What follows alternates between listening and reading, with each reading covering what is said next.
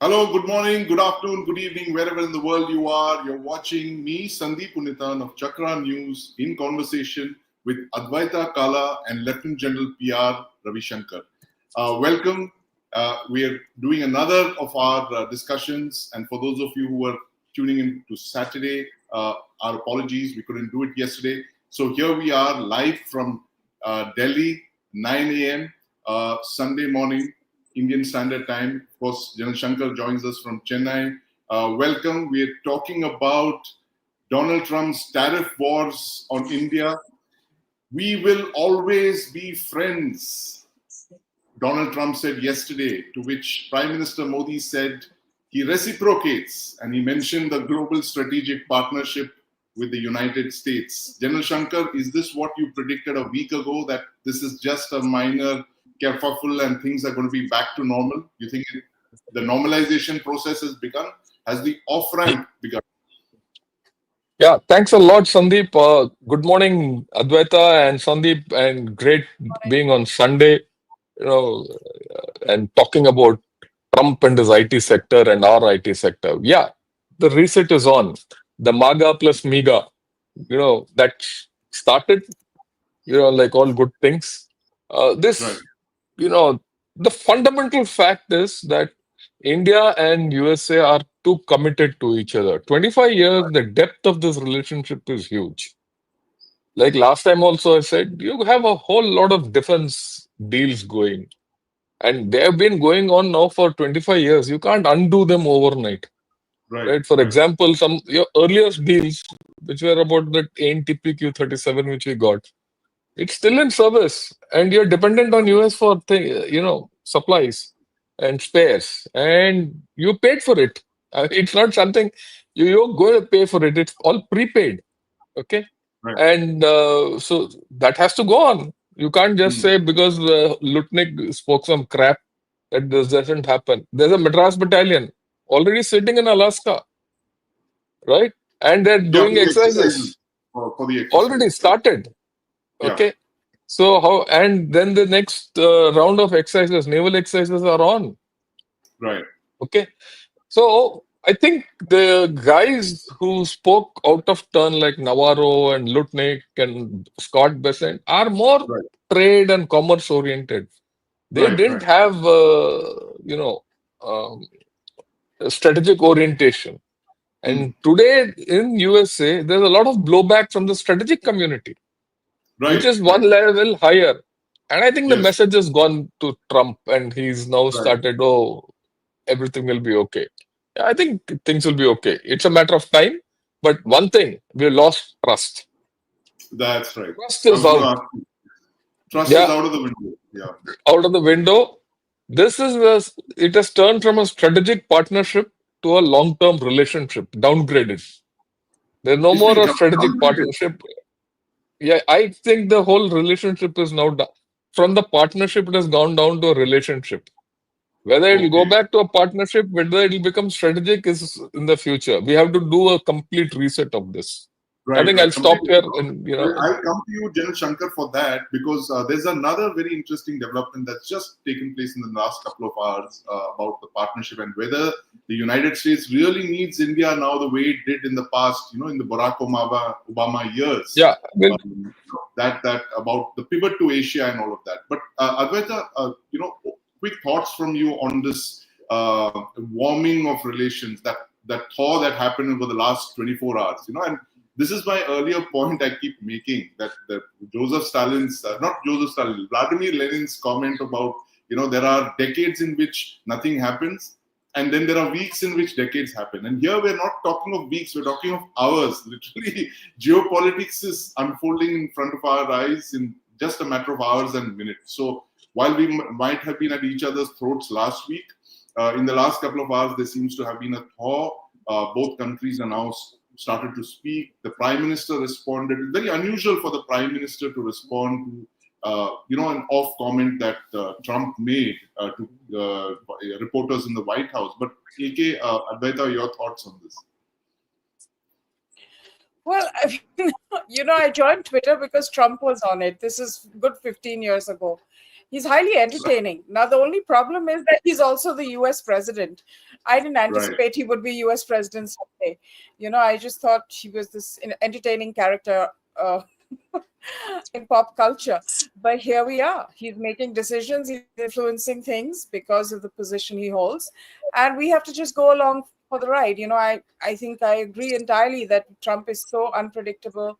You don't know what's going to happen next week. Today it's seeming really warm, but he may get triggered on Tuesday and do something to completely Right. reverse the feeling of warmth. So I don't Right. think we should kind of hold on to anything he says, good or bad, for too long. I think, and that's what the Prime Minister has done by that strategic silence. I think the Right. Prime Minister has really, kind of pushed Trump into Yeah. coming out and being all warm and nice and all of that thing. It's that classic syndrome with the bully. You stand your Right. ground with the bully, you'll be fine. No matter how big the Right. bully is or how scary the bully is, that's what happens there. I think with Trump is, of course, he's very reactive as a person. He has a Right. big ego, and Yes. he just says whatever he wants. If you look at his press conferences, also he's rambling.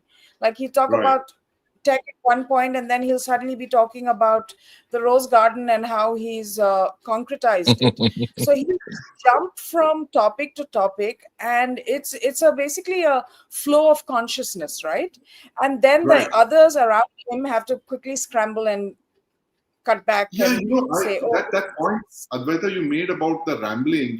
We were trying to make sense of that. What he started talking about India, and then he suddenly trails off to the rose garden where you could not stand without getting your feet wet. He's talking about him and Prime Minister Modi, and then he goes off to the rose garden and what a great job we've done. We've retiled the whole thing, and we've made this great again and stuff. And I was looking at it and I said, this looks like something out of Delhi Gymkhana Club, it's got that very Delhi Gymkhana kind of vibe. So, but yeah, or you're it's right. yeah, it's I mean, I don't want to be ageist here, but you know how you've always had those relatives who drone on and on who are like of a certain age, and the entire family indulge them, right? So I think with Trump on the global stage, it's pretty much become that. He drones on, and then we all indulge him, right? From the journalists in the room to his associates and aides to the rest of the world who's listening. We just wait for him to get to the point. But have you seen his latest, Advaita, the post that he just put out on Truth Social? I love the smell of deportations in the No, what morning. Chicago. He's made an apocalypse now kind of meme. It's unbelievable. That famous line, for those of you who are not familiar with this, because this movie is our time. Hamare Zamane ka picture hai, one of the greatest war movies ever made, Apocalypse Now, where you have this Colonel Kilgore, not Kilgore, I forget his name, but played by a fantastic Hollywood actor, and who's there in The Godfather. Oh God, I'm forgetting names. I'm Trump now. But he says he bombs an entire village with napalm. And he says, I love the smell of napalm in the morning. And Trump has put out a meme of him as that Colonel, what is his name? The Colonel in Apocalypse Now, who's absolutely insane. And you have the person over there thinking that, he's being sent to kill one colonel who's supposedly gone rogue. And here he's seeing the state's sanctioned rogue colonel who's, bombing villages and all. But I mean, for a US president to put out these kind of GIFs and images, Chipocalypse Now is what he's calling it. His attack on Chicago. Chipocalypse Now. But this is unprecedented. This kind of politics by GIF and social media and Truth Social. What are our diplomats to make of it? I was at this a very, very engaging book discussion just a few days back. It had Mr. Jaidev Ranade, who's ex-RNEW, General Raj Shukla, who's a former colleague of General Shankar's. He and, of course, Mr. Sikri, a former ambassador to Kazakhstan and then Secretary West. And we had dinner after the event, and I was talking to them about, what sense you're making out of Trump and his tirades and all that. I think the sense that I got was, of course, exactly the sense that we have here, one of bewilderment. But the consensus was that, as Jan Shankar was saying, that this is actually a relationship between two countries. It's a partnership, and therefore you see that kind of very measured use of words from Delhi. We are not flying off the handle. We're not posting anything extraordinary. We're just, keep calm, steady, that kind of course that we are, driving. Because that relationship between India and the United States, you may have issues with it. Oh, they've, supply chain issues, or we have a mercurial US president and all that. But I think the consensus is that this is a relationship of the future. It is far too important to be held hostage by one president or his advisor or advisors or something like that. But before we come to the topic of IT, which is actually what we're talking about today, I want to ask Jan Shankar about this recent Department of Defense document that has just come out, Jan Shankar. Elbridge Colby is supposed to have authored that, where they're talking about focusing on homeland security and not the bigger pivot to Asia. They're not talking about containing China. They're not, that big picture that we got from the Obama administration, that huge pivot to Asia, because of which India became more important in containing China. Now they're saying, boss, homeland is priority. We need to look after the American homeland. You think that this fear that a lot of people in the strategic community had, that this, the G2, the group of two, that the US looks after the Western Hemisphere and China looks after the Eastern Hemisphere, that's actually coming true now? I don't think so. If you see, Trump's tweet where he said we've lost India and Russia to the darkest, and of China and all that. China remains their number one adversary, competitor. What do you want? That is irrelevant. It remains number one. Two things. One is there is a sense that China is not as strong as it is made out, right? And it's right. Despite the Because September 3rd parade. That is spectacle. Okay. Optics. Optics, pure optics. If you fall for that, you're a fool. Right. I mean, I've been very blunt about it. Okay. All those guys who met at the SCO, what did they do? Nothing. They just gave a photo op. All that military parade is what? Nothing. Nothing new was shown. There's no new capability. In any case, none of their capabilities are proven. And none of those capabilities are deployed, incidentally. This is important. We had the Iran-Israel war. None was a single capability deployed to counter USA. There, nothing. Zero. Have they deployed any of their capabilities outside the South China Sea? Zero.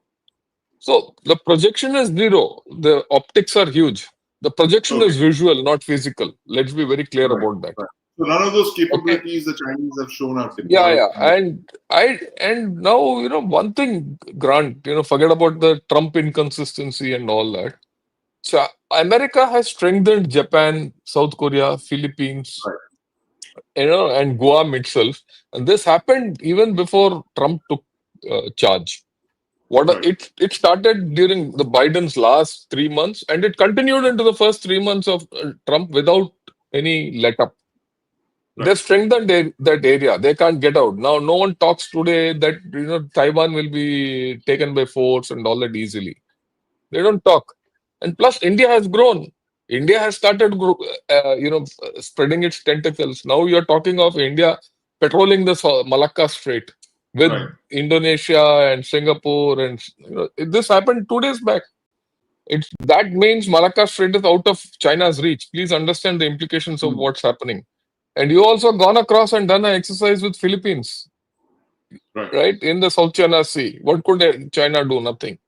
So there is a sense, right, at the larger level, and that's Elbridge Colby's story also, that China is not that much of a threat as it is, as it was made out. Plus the fact, if you remember last time also we discussed, there's a Trump and company have opened up the Central Asian axis. And that is why the Sergey Gore being envoyed to Central Asia, because Pakistan, Central Asia gives you the access to Russia, China, India, and Iran and Afghanistan simultaneously. So I mean, one should discount all these major issues and get sidetracked by these speeds, and all that nonsense. And mind you, where is China most vulnerable? Xinjiang and Tibet. Right. Okay, it is not in the east coast there. I mean, it's not in their rich Shanghai and that area. They are very strong there. They're weakest here. Yeah. So they are containing China. All this talk, all that is a different story. And that is why this quick flip back to India. The flip back to India, that optic of Xi Jinping, Putin, and Modi in one frame has done that trick. In 24 hours, the flip took place. Right. And it's too costly for them. Right? I also know there are two streams of thought. One says India is expendable. The other says India should be a long-term alliance. You're talking of a 10-year alliance and 5 pillars. And Right. that's come out in a foreign affairs article by who? Jake Sullivan and Kurt Campbell. Who are Jake Sullivan? Jake Sullivan, the previous NSA. Kurt Campbell is the guy whom Elbridge Colby replaced. Okay. Right. So But there's he's a talking about deep. alliance. They're talking of an India-US alliance, but we've never had an alliance with anyone. No. See, the point is they're talking that's where we should go. Also, Right. there are some guys who say India is expendable and you should do a one-to-one with China.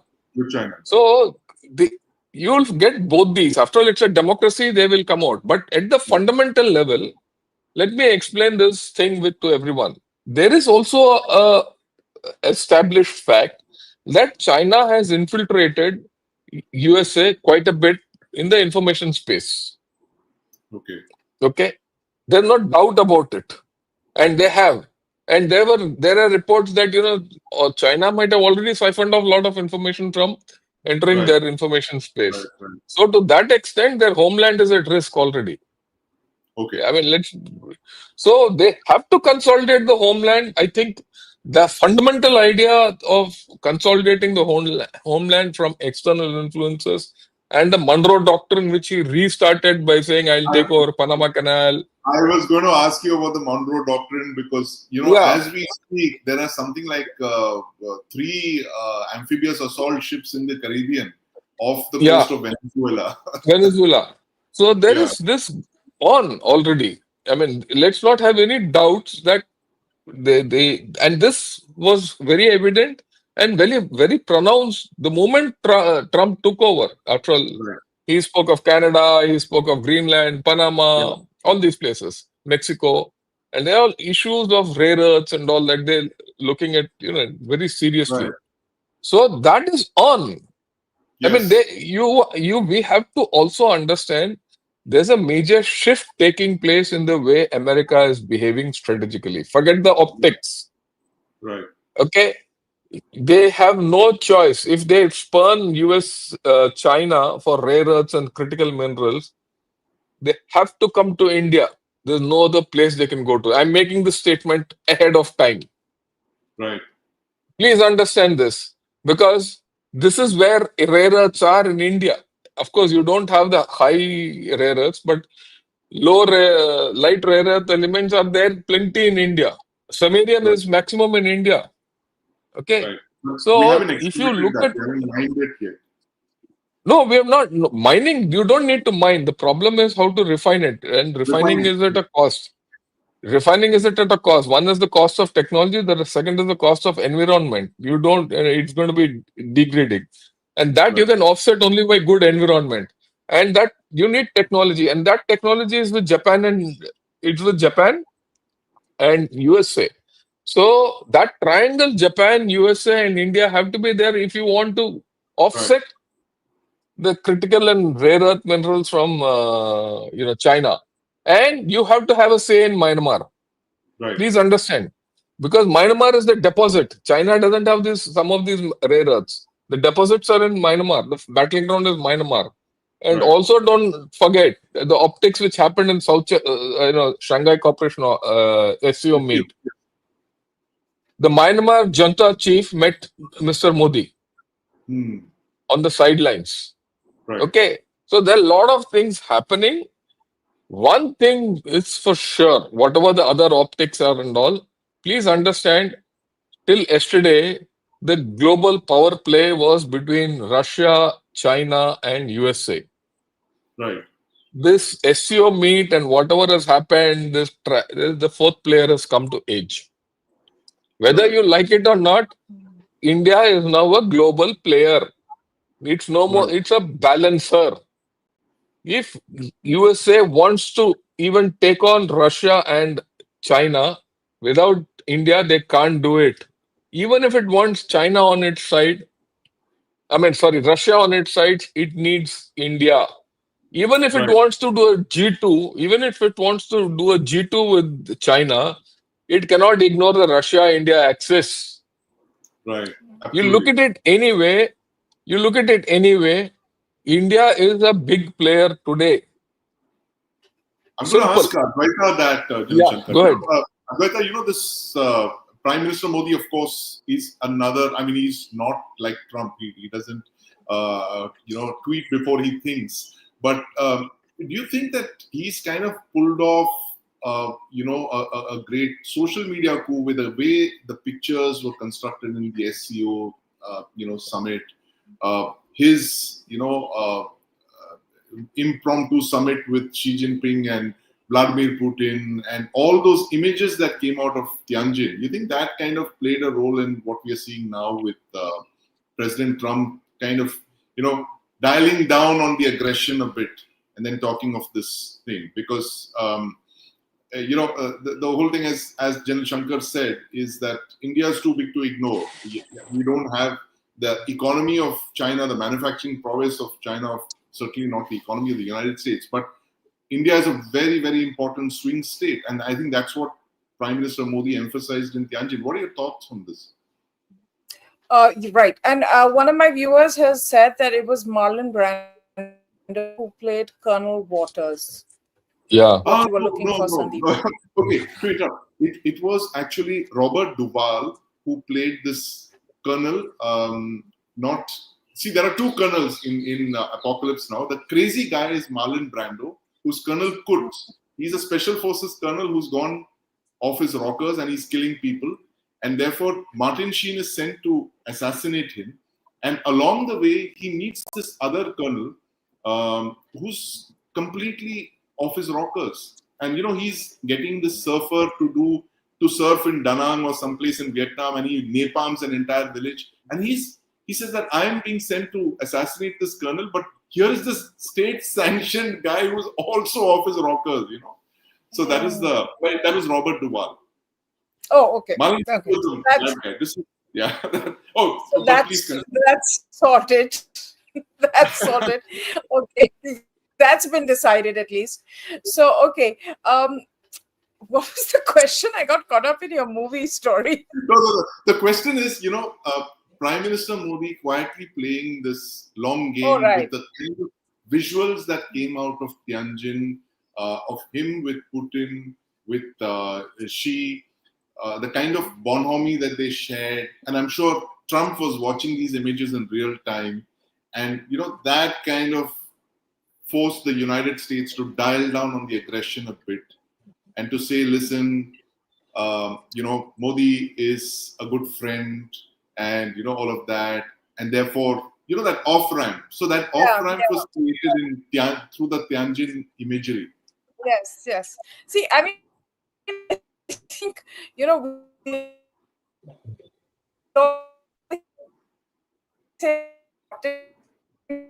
don't matter for Trump. Optics really matter. Like he's all. I'm here. Can you hear me? Sorry about that. Yes, Advaita. We are aware that you're in Gurgaon and there are issues with the internet connection there. The seabed cables are in Gurgaon. These days. Yeah, please go ahead. Look at me doing all this big talk sitting in Gurgaon. Yeah, because Gurgaon is underwater a lot of the time, most of the time. So we were talking about how Gurgaon needs seabed cables, and no ordinary internet cabling will do anymore. It looks like the Houthis have landed up in Gurgaon to cut the undersea cables. Yes. Yeah, I mean, we definitely have enough water for them to navigate through Yeah. to us. So yeah, so I think prime ministers become sort of the elderly statesman in the world, Yes. and I think he's playing that role very well. He's mature, he's affectionate, he's warm when he meets people, and people reach out to him. Macron just reached out to him about Ukraine, Yes. very publicly, acknowledging that India is very much a partner and Prime Minister Modi is very much a partner in that negotiation. People feel Right. comfortable with him. And that level of comfort isn't there with President Trump, Xi, or President Putin. So I think Right. Prime Minister, in that sense, brings a humane angle into the mix, and Right. also is a post-colonial society. So a lot of the global South, for example, looks up to India and the things that we've achieved being a post-colonial society. A lot of the West, like President Macron, look at Prime Minister Modi as an elderly statesman, as somebody who's an elder and who has Yeah. a maturity and the restraint, which is so sorely lacking, because in global politics and global relationships, you need restraint. And Right. and Trump is the exact opposite of restraint. So someone like Prime Minister Modi then becomes a very valuable voice on the stage.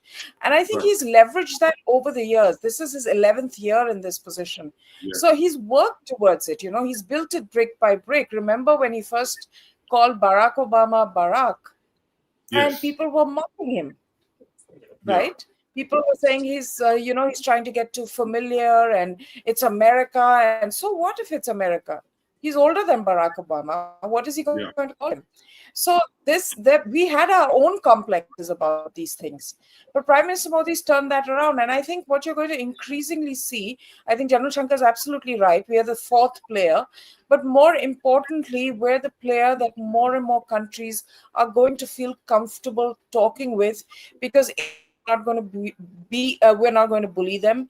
B, we're not Right. going to put them into debt traps and exploit them. Yeah. So these two factors are essential. And that's why I'm not a big fan of the junta. I've lived in Myanmar. So in either case, they're the ones in charge there. So they meeting Prime Minister Modi is a good sign. It's a good sign because China is trying to make inroads into Myanmar. Remember, they also have an indigenous Chinese population, which is very Yes. pro-China. Yeah. In the So, north, it's very complicated. It's not just China being a foreign influence. There are Myanmaris or Burmese within Myanmar who are of Chinese origin. So Right. let's see how this works out. Yeah, but Advaita, the point that you made is, Prime Minister Modi being the elder statesman, and I think that's also one reason why this clash actually happened, because Trump in his second term, he's gone kind of completely berserk. He's trying to get deals out of people. He calls them to the White House and he parades them like school children, and he talks down to them. And I think, as I was talking to Bharat Karnad a few days back, and he says the reason for this thing is the standoff between the India and the United States is that India did not bend to the US. Prime Minister Modi didn't allow Trump to take the win, as he called it, to say that I mediated between India and Pakistan, and this so-called nuclear flashpoint that he conjured up. And he says that his anger was because Prime Minister Modi didn't acknowledge that fact, and that's the reason for this standoff as well. In addition to everything else that's going on in the United States, but Jan Shankar, I want to talk to you about the IT sector, which everyone is really watching with bated breath, because IT is literally one of our biggest achievements post liberalizations. $220 billion worth of exports every year. The United States is one of our biggest destinations for ITES, and you're seeing two things from the United States. In the last couple of hours, you've seen President Trump with all the IT majors in the US, all the big sharks of Silicon Valley, Tim Cook of Apple, Bill Gates of Microsoft, this guy from the guys from Alphabet, Sundar Pichai. Everybody was on that table around him, and he was asking them to invest more in the United States. That's one thread, right? And the other big thing that we saw was Laura Loomer, who's this very, very, core MAGA supporter, very close to Trump. She says that Trump is going to go after H-1B visas. She's going to go after the Indian IT sector, and you don't have to dial two, to get a voice in English. Basically saying that, all the call center things. It's, she's playing to the entire MAGA constituency that, oh, these Indians are coming, they're taking away our jobs and all. You see a larger plan that's unfolding here to get these IT companies to outsource away from India to nearshore into the United States? Yeah. I'll take this question in two parts, but a little later, because I think Laura Loomer is a dinosaur. She's living in some other age completely, right? Because that kind of outsourcing is out, and no Right. one does that is out. We are in a different league altogether.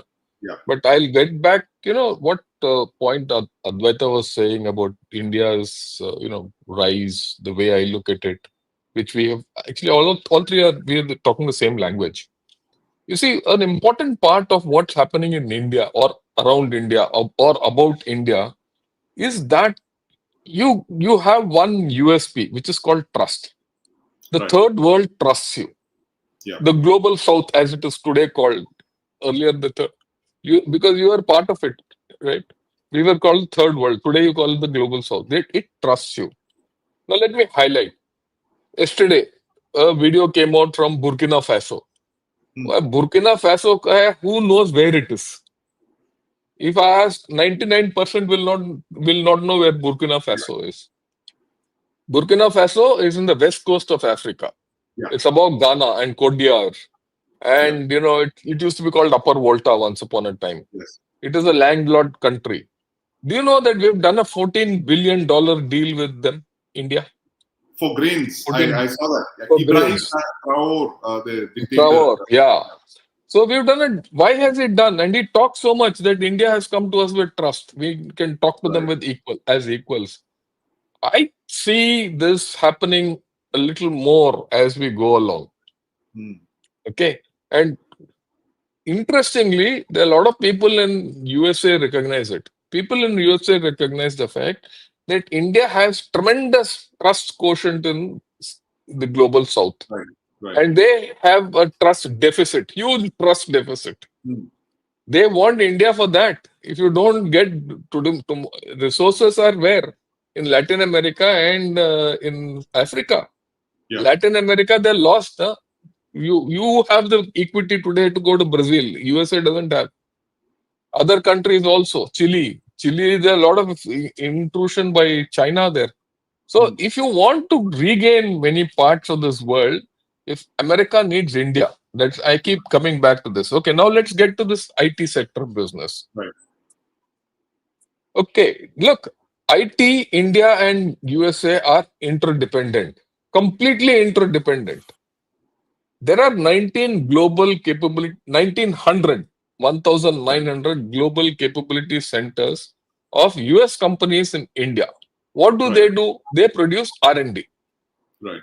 It is no more, calling you want to know. That is gone. That is in Philippines, all that. Right. Okay, you've gone up the value chain, right? So those, what they produce, they are R&D centers. Today, you are the leading non-fab semiconductor power. Now, people say, what is non-fab semiconductor power? Right. You don't have a fab. The fabs are coming. The moment that fabs come, you are going into a different direction. But semiconductor has to be packaged with a lot of software. I'll not get into the technology of that. And that is done here in Bangalore. That's the center which is coming up. People from all over the world want that packaging of the semiconductors to be done in Bangalore. The packaging is not physical, it is virtual. Right. It is software. Okay, the physical semiconductor is made wherever, and the packaging goes from here. So you are in a different league altogether. The Right. second part is you are a huge market. USA can't afford to lose this market. Okay, they'll hit your IT. What will they do? They'll put some non-tariff barriers, all that. What Hmm. will you do? You'll do the same thing. After all, you did that to China. Right. You squeeze a whole lot of apps and all out. And if tomorrow, just for argument's sake, tomorrow you ban Twitter, and the government of India says no more Twitter, we'll get coup back. We'll fund Right. coup. Coup is there. The shell is there, no? Yes. Okay, I'll fund coup back and no more Twitter in India. What will happen? They should actually do that, General Shankar. They should bring coup No, back. I mean, it's see, terrible that is, for us to see it, yeah. I But that's a different. completely agree with you. That is what the Prime Minister also said Yes, on 15th during of August. right. Yes. Yeah, we should have our own Microsoft, we should have our own Google, all that. That's a different story. But Right. today, if we do that, what will happen to USA? Right. What will happen to all those fellows there? Right. And plus, tomorrow, if you start making all those, see, the danger is if they do this, if tomorrow you invest into your own IT, which is good, Yeah. I'm Yeah. waiting. I want them to do this, because then Right. you'll be forced to grow your own homegrown products.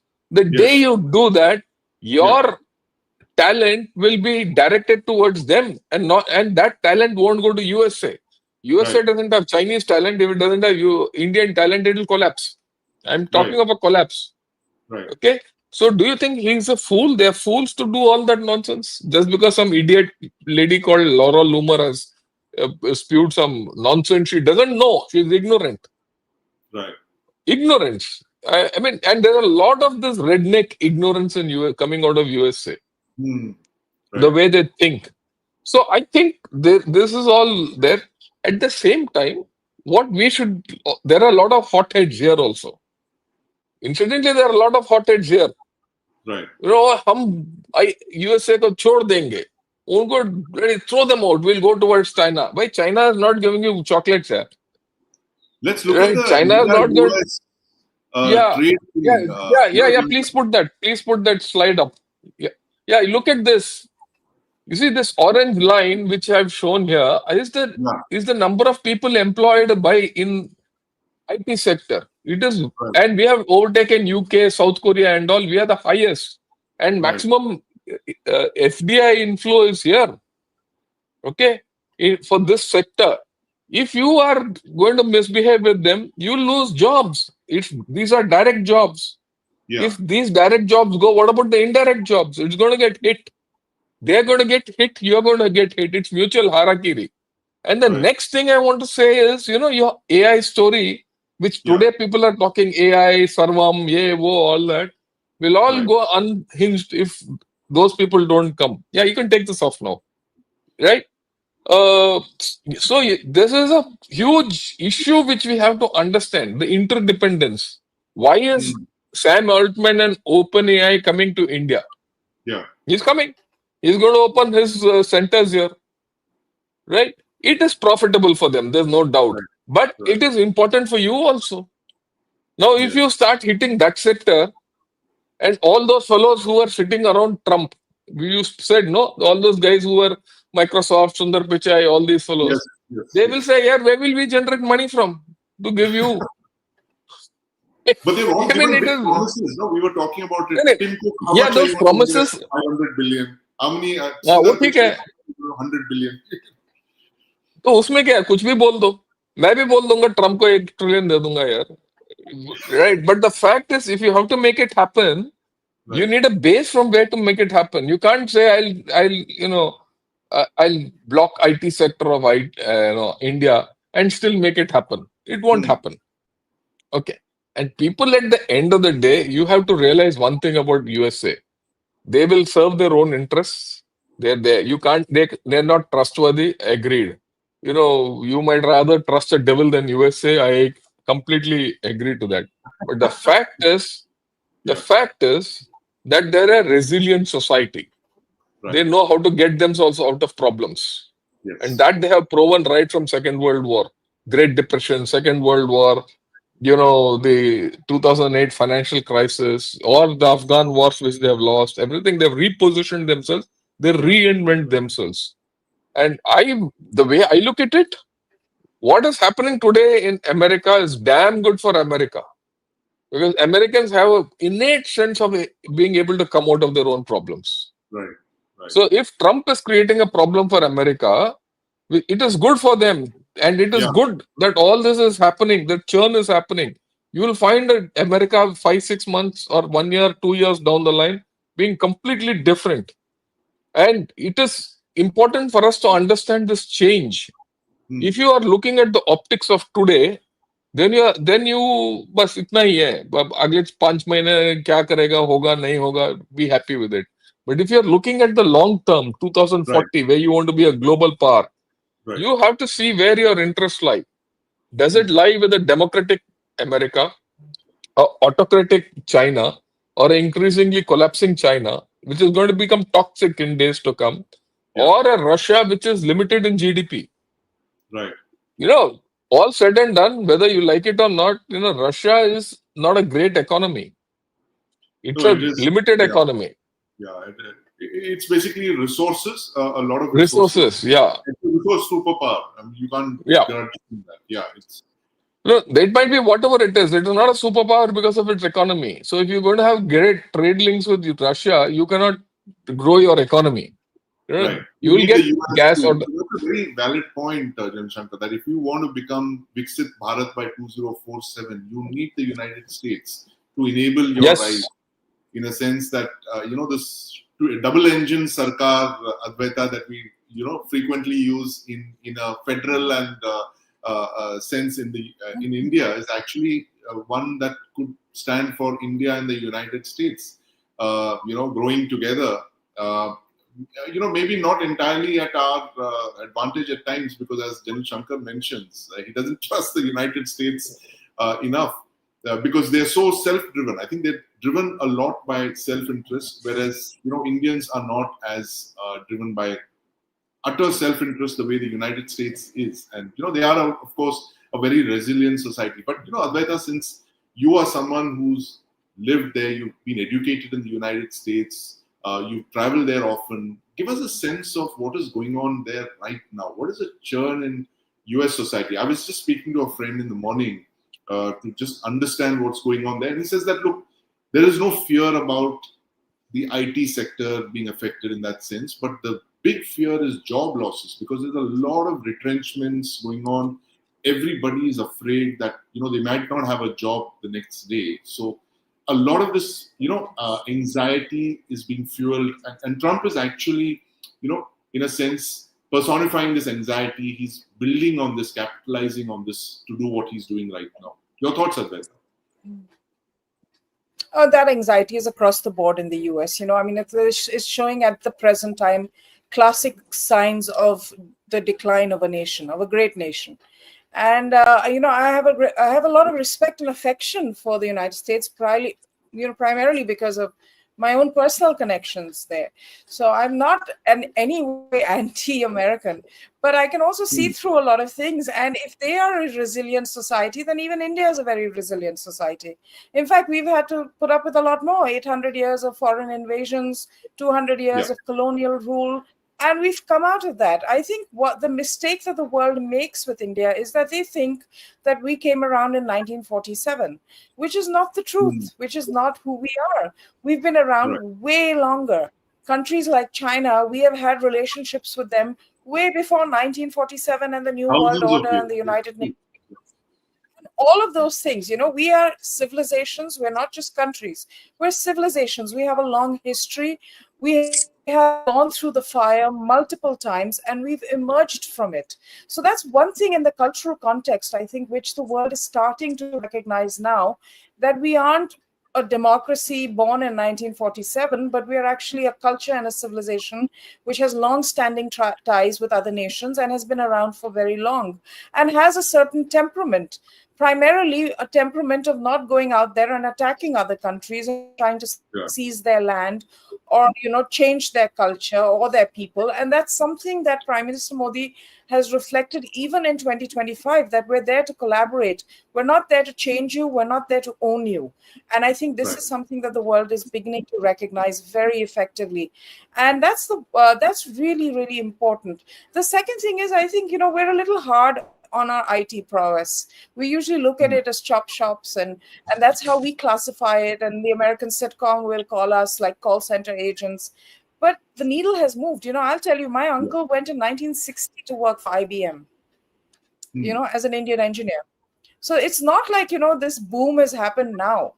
So that's how far back our IT engineers were going to the United States. That's how long it. Remember, that was during the Cold War. Since then, the world opened up in the 90s, and a lot more Indian talent has gone there. And the finest minds, why do we call it the brain drain? Because the finest minds have gone. So we are not IT coolies anymore. We are actually the backbone, the IT backbone of Silicon Valley. And let's be clear, whatever you call the Americans like to make money. They're a capitalistic society.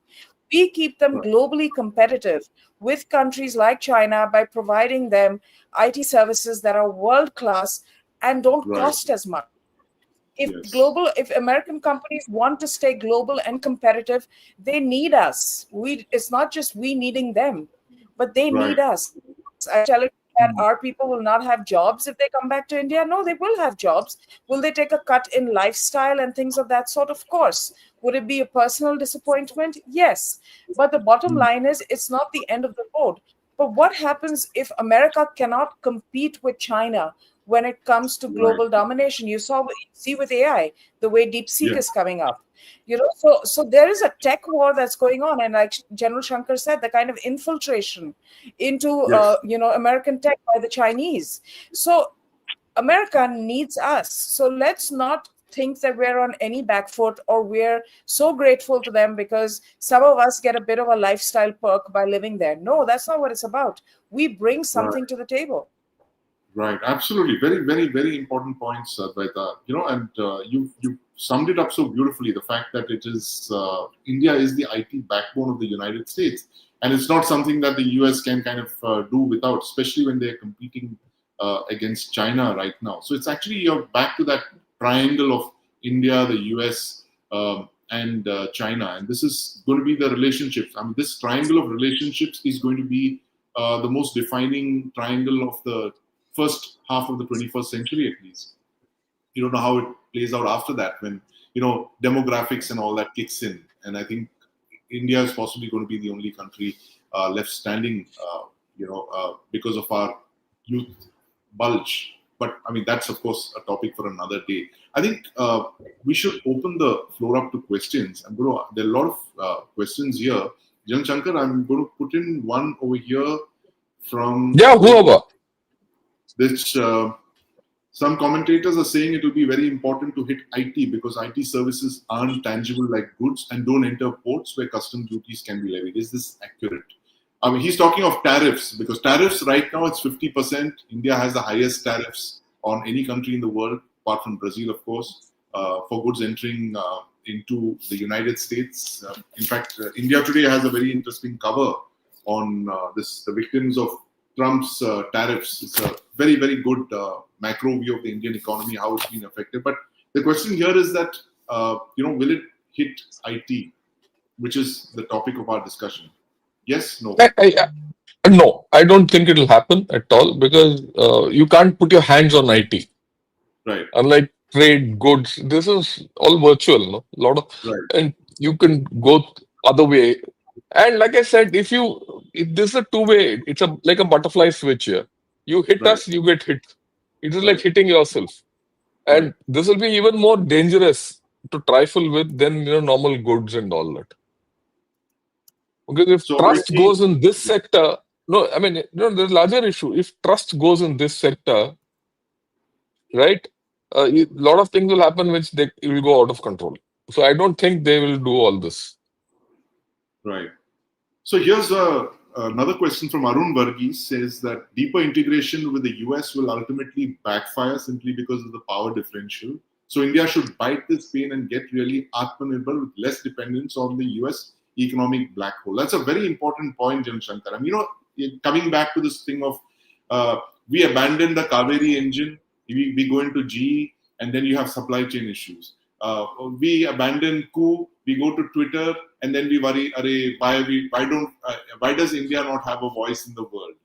So that's an important point. You want to take that, first you, and of course Advaita. I think let Advaita take it, then I'll take it. Yeah. Advaita. Well, I agree entirely. I think Atmanirbhar is the way forward. This doesn't mean being exclusionary or isolationist. That's certainly not what we want to be, or kind of move in that direction. But it's very important that we do become Atmanirbhar. It's very important that we do reach out to countries in the African continent, for example, where there's a lot of tech talent, and help lift them up as well, and engage with them in a more meaningful way. So I think there are a lot of avenues open to India, and a lot of goodwill for India.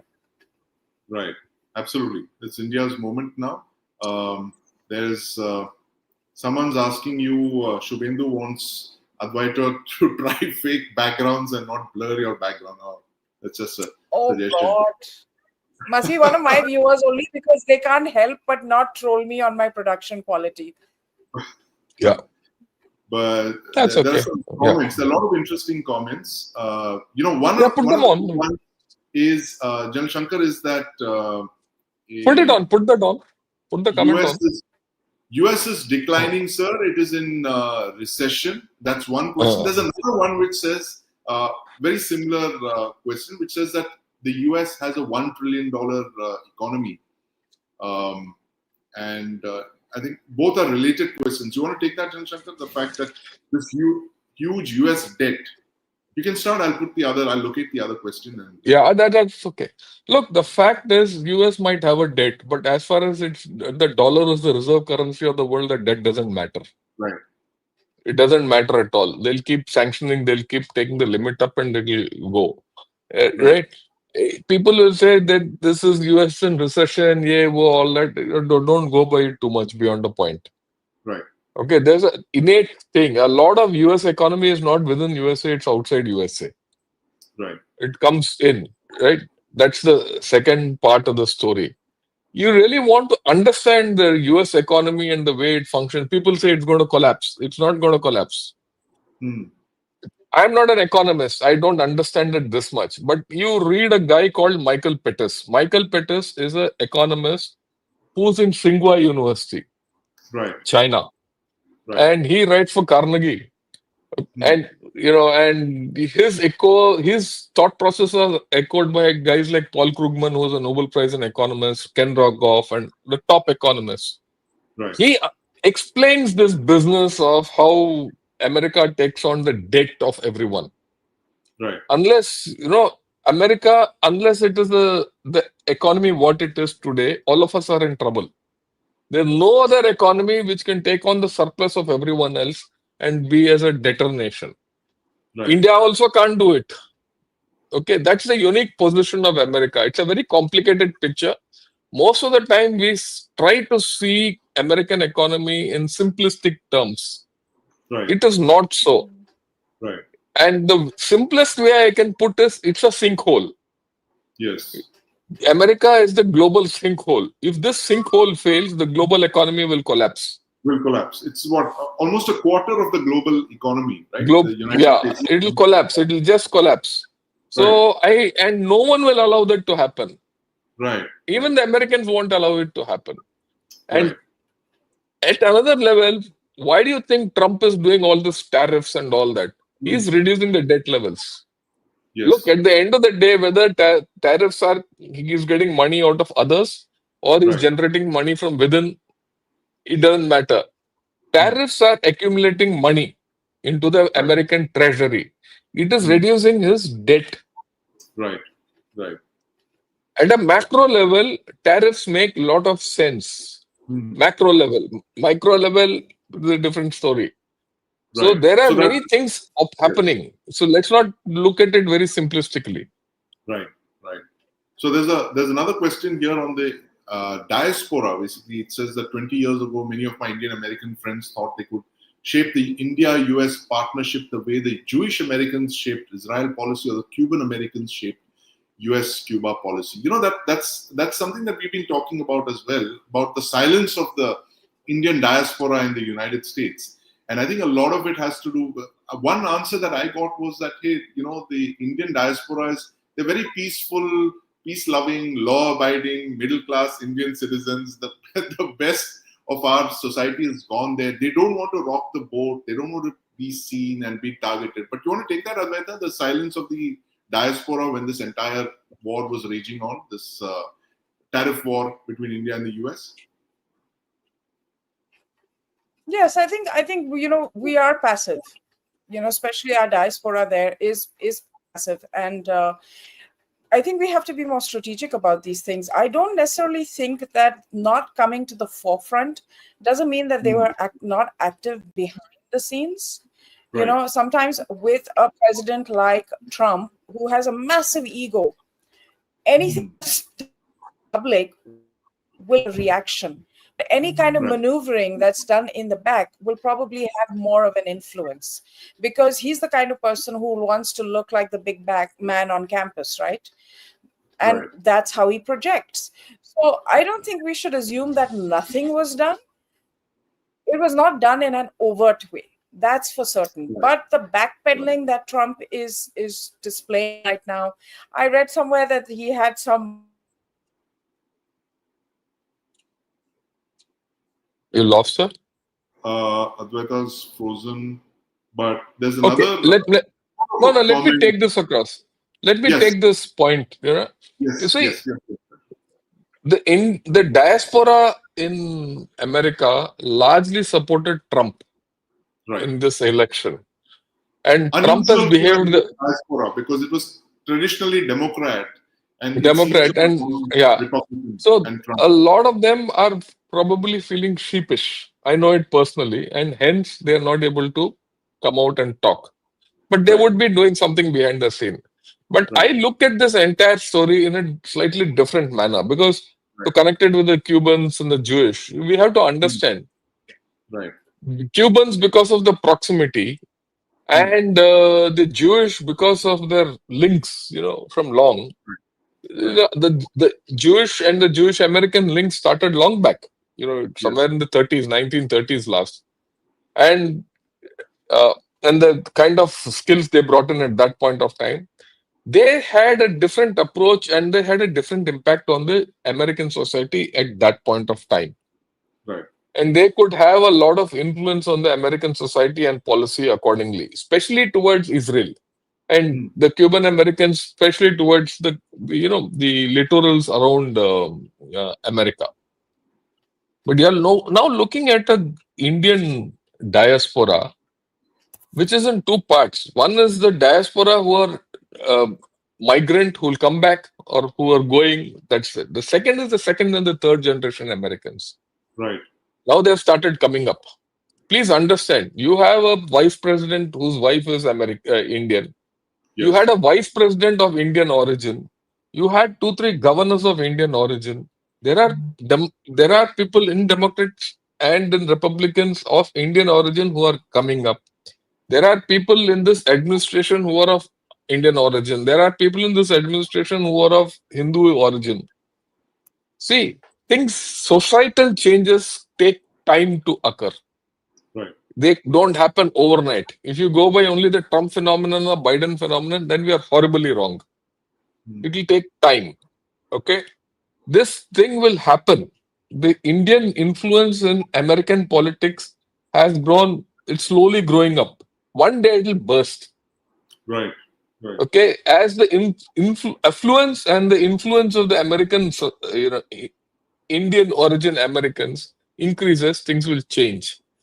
Now, here there are two issues to it. One is there will be many of them who will be more American than Americans.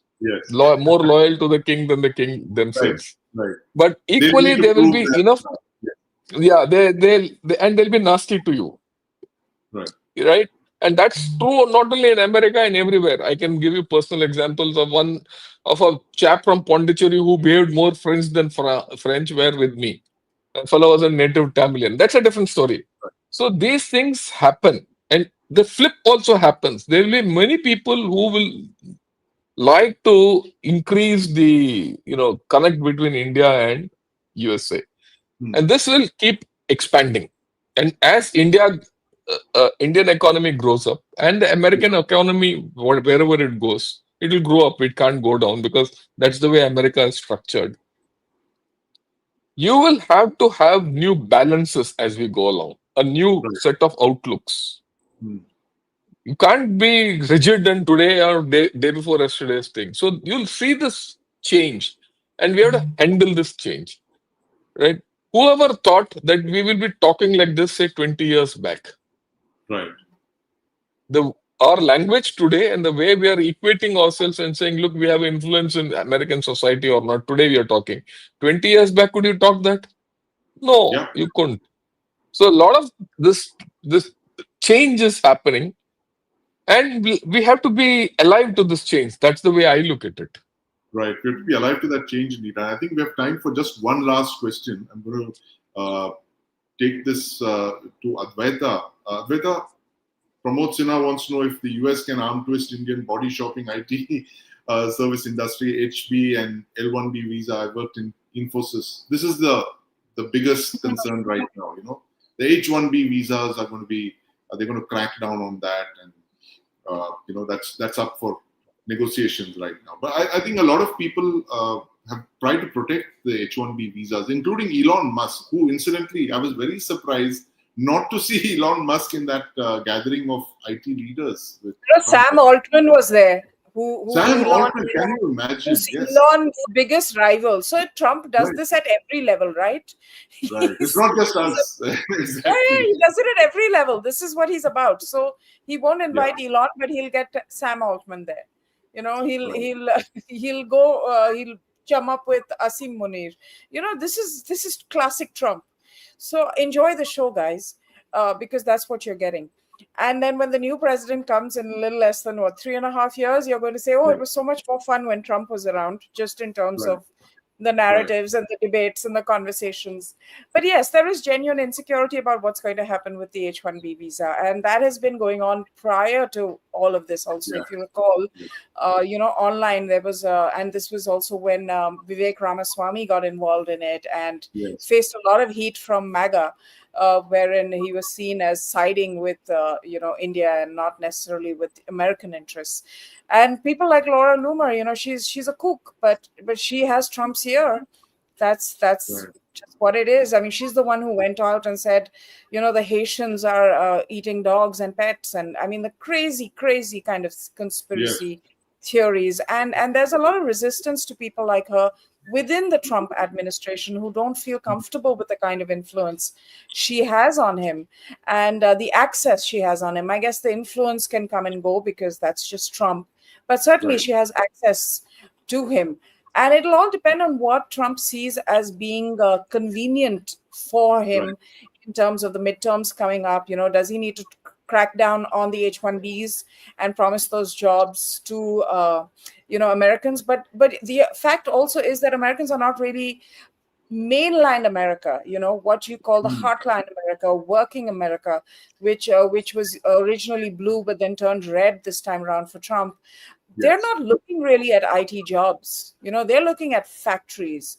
They're looking at that kind of job, those kind of jobs that have left their areas and gone to other countries to come back. So they're not really looking at IT. They're looking at other kind of things. So if a Tim Cook says, I'm going to set up a factory in America for iPhones, that's the kind of pressure that Trump would probably, place on him.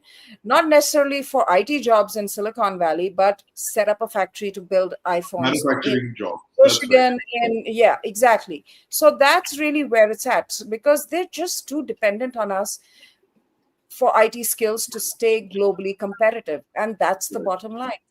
Right, absolutely. And I think, I've just put this one last question because it talks about the Indian IT sector as well. General Shankar, China started innovation, grew its IT industry as per the Western companies only after they got sanctioned. Interesting. Sanctions will motivate the Indian IT companies to innovate and spend on R&D.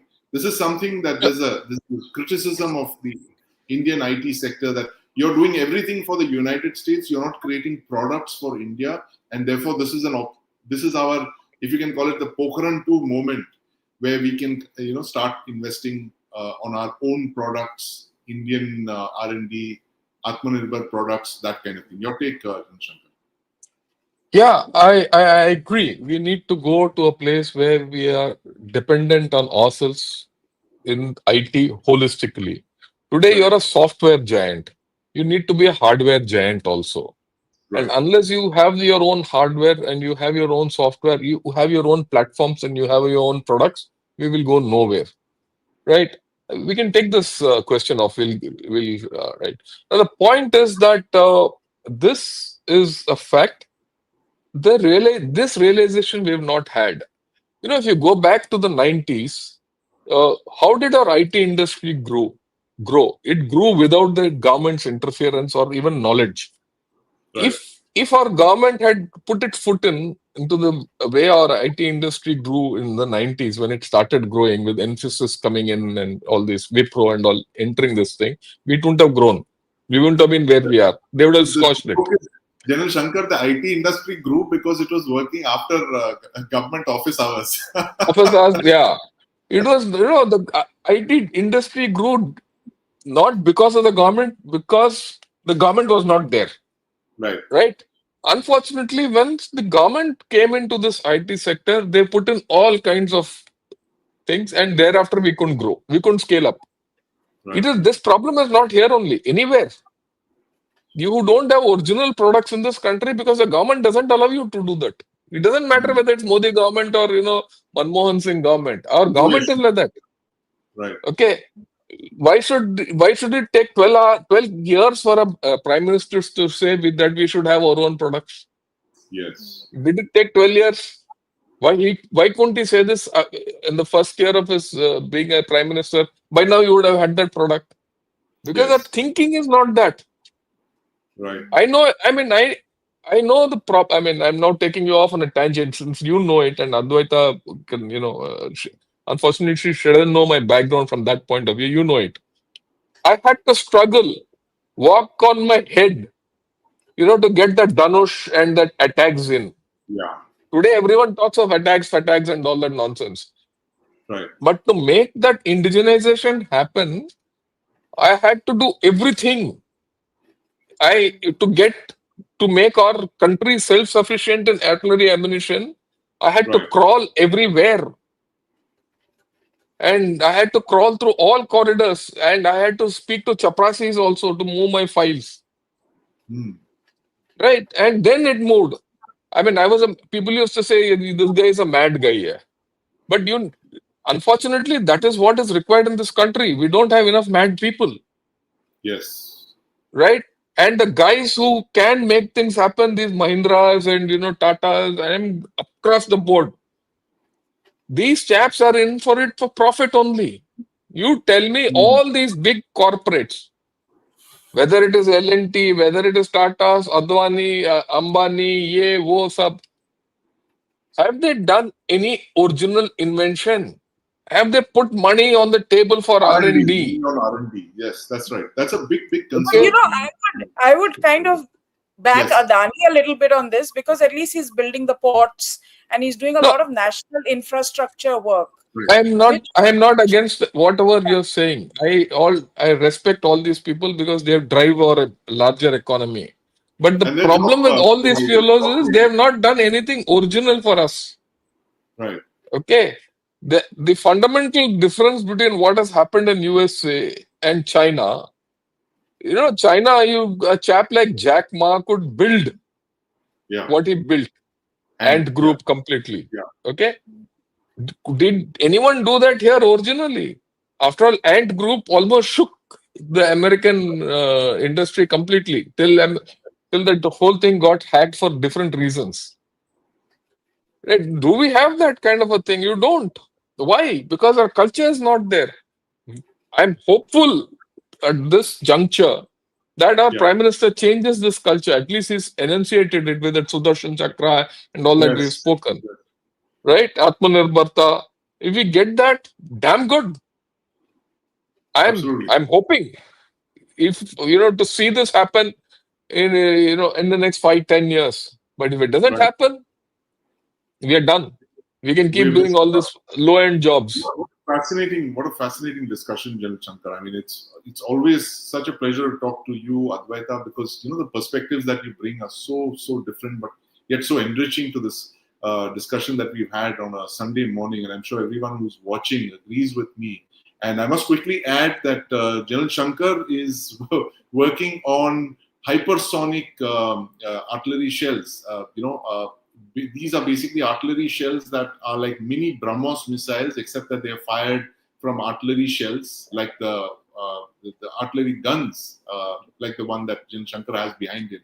And that is the kind of futuristic, cutting-edge technology that General Shankar is working on. He's, of course, former Director General Indian Artillery, but he's now a professor at the IIT Madras, and that is where he's working to develop products. So when he talks about creating Indian products, he's actually got skin in the game. He's trying to do that, and I'm sure a couple of years from now we will see that our ramjet-powered artillery rounds being part of the Sudarshan Chakra, defensive shield that the Prime Minister spoke about. But thanks so much, Advaita, General Shankar. It's been such a pleasure talking to you this morning.